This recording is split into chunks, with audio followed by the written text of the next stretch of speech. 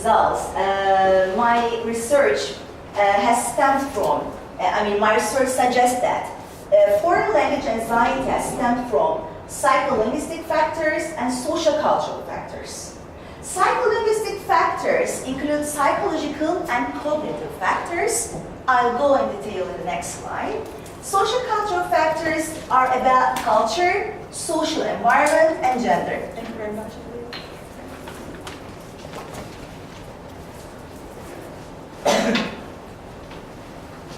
Okay. So, let's look at psycholinguistic factors. Yeah. Psycholinguistic factors is basically, it includes fear of making mistakes and opinions of others' evaluation. Most of the participants in my interview just told that they feel so panicked, so anxious, and they don't feel so comfortable because of fearing making mistakes and opinions of others' evaluation. Maybe this belief, this fear is caused by their perfectionist belief, or maybe they just feel that they don't want to, be evaluated, or they don't want to show their mistakes to the other people. They feel that like every people are just listening them to find their mistakes and to feel them embarrassed in crowded places, in public speaking. And also I had an experience like this. One of Japanese students said that in my interview, speaking in the classroom is always a problem. There are lots of people watching you and ready to correct you. Sometimes they laugh at you or kid with you. So that makes me nervous when I speak English. This is one of the very popular sayings of the Japanese students. But however, it made me think that if there is no mistake, how is the correct one learned? To me, as I experienced that, anxious learners should attempt to take risk of speaking in front of the people so that they can reduce their language anxiety. Okay? And then the second way is that second factor is that formal or informal classroom. In my research, participants had a tendency to blame the very strict classroom rules and the very formal classroom. Like they always say that we don't have enough, collaborative activities such as group work or paid works, and we don't feel that ourselves comfortable to interact with our classmates because there are so too strict rules in the classroom. Maybe this is because of the English teachers like us. Sorry. So you have a question? Yeah, you said we don't have enough what? The students say we don't. I didn't catch it. We don't have enough time to, or we don't have enough chance to interact with our classmates. Oh, okay. This is because of too strict classroom rules. They complain about it. And third factor is that in what ways do linguistic difficulties cause language anxiety? For me, I can say that I just found vocabulary, pronunciation, and grammar. The target language of the grammar and vocabulary pronunciation of the target language cause some linguistic difficulties and cause foreign language anxiety for EFL learners. For example, let me give my own native language. In Turkish alphabet, we don't have TH sound, like th sound. Most of Turkish students can't pronounce it. Like, instead of saying I think, they say I think, or I think, or thank you, like thank you, because we don't have TH sound. That's the problem. So these linguistic difficulties, these linguistic differences also make some language anxiety for EFL learners.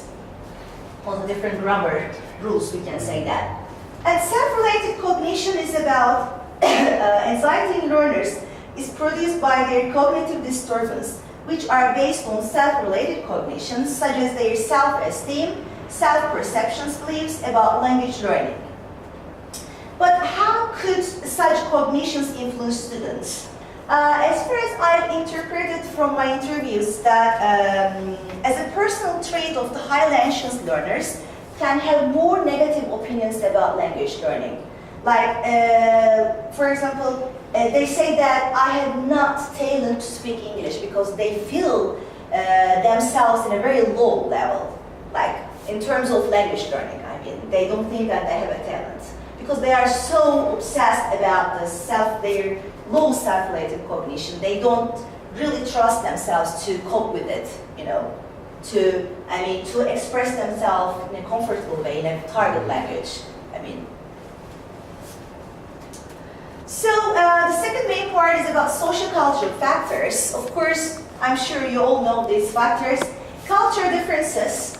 Yeah, most of the participants told me that the more familiarity, the more unfamiliarity the student is with the target language, and the more it could be anxiety-provoking for him or her. For example, let me give an example. In our culture, I'm not considering Turkey as a Middle East country, but in our culture or in Middle East countries, if you ask someone his or her age or where she comes from, it's normal, okay? But in English or in London, if you ask, for example, if you come across with a person and you just ask, okay, where are you from, or how old are you, or are you married? So it's not polite to ask. So most of the, you know, but in our culture, it's normal, you know? So because of that, most of the Turkish students or students coming from different cultures feel that, oh, Mehtap, we don't know what to say, okay? If I ever ask, I don't know, if I ever, meet someone, I just ask him or her, where are you from? How old are you? But yes, seriously. But if I ask this question, any English person, they would just, run away from me. I said, no, that's, very big problem. Sometimes even this, they don't know even in what context, what to say in what context. Like, I remember that when I was a student in London, when I was doing my master's degree, this is just a personal anecdote. One of my Chinese friends, classmate, she was waiting on the line at a bank, and at that time, the bank was closed, and then because she couldn't do her job, and then she started to cry. Because she felt that if she cried, this is so interesting, but she felt that if she cries, maybe they're gonna open the bank again. Yeah, that's another cultural stuff, culture. That's what I do. Tried it. Yeah. And also, among the sociocultural factors, limited exposure to the target language also. Most of the non-native students do not have a chance to be exposed to speak English unless there is a tourist visiting their country. In Istanbul, anyone has ever been to Istanbul before? You've been to Izmir before? I've been to Turkey, yeah. Yeah, in Turkey, okay. So in Istanbul, there is a place called Sultanahmet, which is very popular, about its historical places. And most of the visitors go there to see to have the Istanbul atmosphere. And the students Turkish students have just only that chance to speak with a tourist. If they go to Sultanahmet, and then they will have a chance to speak with tourists, and they will have a chance to do practice, speaking practice. But otherwise, because our language is not, official language is not English, so that's the very big problem for us.